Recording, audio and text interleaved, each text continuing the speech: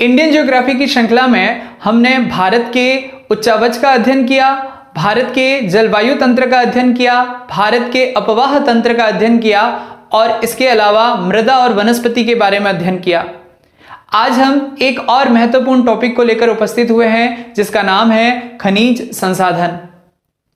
प्राय आपने सुना होगा कि भारत एक समृद्धशील खनिज संसाधन वाला देश है। आज उसी खनिज संसाधन के बारे में हम बात करने वाले हैं। खनिज संसाधन को पढ़ने से पहले हमें खनिज और संसाधन की परिभाषा का ज्ञान होना चाहिए। तो क्या है खनिज संसाधन की परिभाषा, चलिए हम देखते हैं। यहां खनिज संसाधन को समझने से पहले हमें खनिज और संसाधन इनको अलग अलग समझना पड़ेगा। यानी कि अगर हम खनिज को समझेंगे और संसाधन को समझेंगे तब हम खनिज और संसाधन दोनों को समझ पाएंगे। चलिए बात करते हैं खनिज की। खनिज शब्द की अगर संधि करें तो खनि और ज से बना हुआ खनिज है, जहां पर संस्कृत भाषा में खनि का अर्थ होता है खान और अंग्रेजी में बात करें तो मिनरल में माइन से बनता है खान। तो इन दोनों का अर्थ होता है खान, यानी खान से निकाला हुआ पदार्थ। यानी कि खनिज का अर्थ होता है किसी खान से निकाला हुआ पदार्थ या खोद कर निकाला हुआ पदार्थ। संसाधन का अर्थ क्या होता है? संसाधन का अर्थ होता है ऐसा स्रोत जिससे मनुष्य को संतुष्टि प्रदान होती हो या जिसके उपयोग से मनुष्य को संतुष्टि प्रदान होती हो। अब हम दोनों का अर्थ निकालें तो खान से निकला हुआ ऐसा पदार्थ जिससे मनुष्य को संतुष्टि प्रदान होती हो या उसके उपयोग में आता हो, तो वह कहलाता है खनिज संसाधन। खनिज संसाधन के अगर हम भारत में विकास और सर्वेक्षण की बात करें तो इस पर बहुत सारी संस्थाएं काम कर रही है, जिसमें जियोलॉजिकल सर्वे ऑफ इंडिया जिसका मुख्यालय कोलकाता में है तथा भारतीय खनन ब्यूरो जिसका मुख्यालय नागपुर में है, ये संस्थाएं प्रमुख है। इसके अलावा भी बहुत सारी एजेंसीज है जो इसके विकास पर कार्य कर रही है। तो हम देखते हैं कि कौन कौन सी एजेंसी है। इन एजेंसियों के अंदर राष्ट्रीय एल्यूमिनियम कंपनी लिमिटेड, भारतीय भूगर्भ सर्वेक्षण, तेल एवं प्राकृतिक गैस आयोग जिसे हम ONGC भी कहते हैं, जिसकी स्थापना 1956 में हुई, खनिज अन्वेषण निगम लिमिटेड, राष्ट्रीय खनिज विकास निगम, भारतीय Khan bureau, Bharat gold mines limited और हिंदुस्तान कॉपर लिमिटेड, ये एजेंसीज प्रमुख है। अब हम बात करते हैं कि खनिज को किस प्रकार से वर्गीकृत किया जा सकता है। तो खनिज को हम दो भागों में वर्गीकृत कर सकते हैं, एक धात्विक और एक अधात्विक। धात्विक खनिज जिसमें धातु की मात्रा होती है, अधात्विक खनिज जिसमें किसी धातु की मात्रा नहीं होती है। चलिए इसे हम समझते हैं। यहां पर धात्विक खनिज और अधात्विक खनिज इन दोनों के अंदर अंतर दिया गया है। यहां से हमें पता चल जाएगा कि धात्विक खनिज क्या होता है और अधात्विक खनिज क्या होता है। चलिए देखते हैं।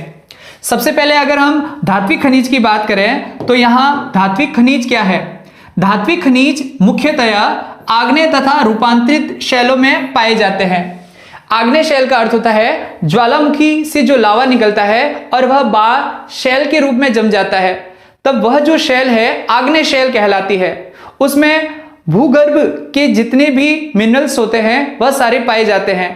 तो वह जो शैल होती है आग्नेय, उसमें धात्विक खनिज पाए जाते हैं। इसके अलावा रूपांतरित शैल, रूपांतरित शैल क्या होता है? आग्नेय शैल में कई रासायनिक अभिक्रियाएं होती है जिससे वह एक नई शैल में परिवर्तित हो जाती है या उसमें जो पाए जाने वाले जो तत्व है वह एक नए यौगिकों के रूप में उपस्थित हो जाते हैं। तो ऐसी जो शैलें होती है उन्हें रूपांतरित शैल कहते हैं।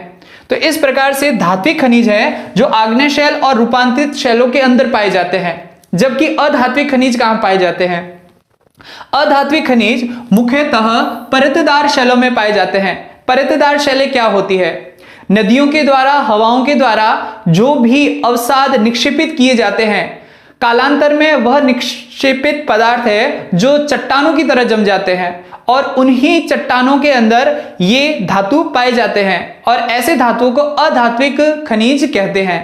तो धात्विक खनिज है जो आग्नेय तथा रूपांतरित शैलों में पाए जाते हैं और जो अधात्विक खनिज है वह परतदार शैलों में पाए जाते हैं। इसके अलावा धात्विक खनिज प्राय सख्त होते हैं, यानी कि वह कठोर होते हैं तथा इनमें अपनी एक चमक होती है, यानी कि वह चमकदार होते हैं। जबकि अधात्विक सख्त एवं चमकदार नहीं होते हैं।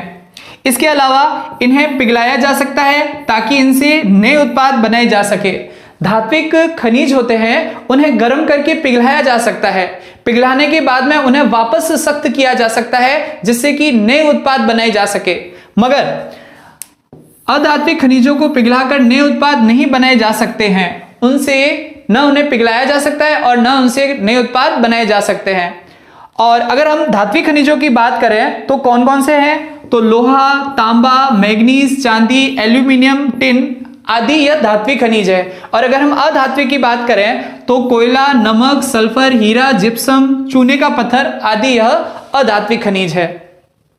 तो इस प्रकार से धात्विक खनिज और अधात्विक खनिज के बारे में हमने देखा कि उनमें क्या क्या गुण होते हैं और कौन से गुणों में वह एक दूसरे से भिन्न होते हैं।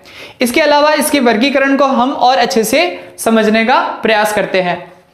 तो यहां पर आप देख सकते हैं कि खनिजों का वर्गीकरण किया हुआ है और खनिजों के वर्गीकरण में धात्विक खनिज, अधात्विक खनिज दो वर्गों में बांटा हुआ है और तीसरा ईंधन खनिज या ऊर्जा खनिज के रूप में भी दिया हुआ है। अब हम बात करते हैं धात्विक खनिज की। अगर हम धात्विक खनिज की बात करें तो इसको भी दो उपभागों में बांटा जाता है। वह उपभाग है एक ऐसा धातु जिसमें लोहे के तत्व विद्यमान हो और एक ऐसा धातु जिसमें लोह तत्व विद्यमान नहीं हो। जैसे अगर धात्विक खनिज की बात करें तो लोह धात्विक और अलोह धात्विक में इसे बांटा जा सकता है। लोह धात्विक जिसमें लोहा, निकिल और मैग्नीज आते हैं। अलोह धात्विक जिसमें तांबा, शीशा, जस्ता और एल्यूमिनियम आते हैं। अब जो अलोह है इसमें लोहे की मात्रा नहीं है, जबकि लोह धातु है इसमें लोहे की मात्रा उपस्थित रहती है। तो यह हो गया धात्विक खनिज। अब अगर हम अधात्विक खनिज की बात करें तो इमारती यानी कि ऐसे धातु जिनसे इमारत का निर्माण किया जा सकता है, जैसे संगमरमर, बलुआ पत्थर, ग्रेनाइट, चूना पत्थर, ये सारे अधात्विक खनिजों की श्रेणी में आते हैं और उसमें भी इमारती खनिजों में। उसके बाद में रासायनिक जिसमें नमक है, अब्रक है, जिप्सम है। यह वह अधात्विक खनिज है जो रासायनिक खनिजों के रूप में पाए जाते हैं। उसके अलावा रत्न यानी कि विलासिता प्रदान करने वाली वस्तुएं जैसे सोना है, चांदी है, प्लेटिनम है, ये सारी ऐसी वस्तुएं हैं जो अधात्विक में आते हैं और उसमें भी रत्न श्रेणी में आते हैं। अब हम बात करते हैं ईंधन खनिज के बारे में। तो इसमें जो पाए जाने वाले खनिज है वह है कोयला, पेट्रोलियम और गैस, जिनसे ईंधन की खपत होती है या जिनसे ऊर्जा प्रदान होती है, वह ईंधन खनिज कहलाते हैं। तो इस प्रकार से हमने खनिज संसाधन की परिभाषा के साथ साथ उसके प्रकारों, उसमें काम करने वाली एजेंसी और उसके वर्गीकरण को समझने का प्रयास किया। अगली वीडियो में हम एक नए खनिज को लेकर उपस्थित होंगे और उसके बारे में जानकारी प्राप्त करेंगे।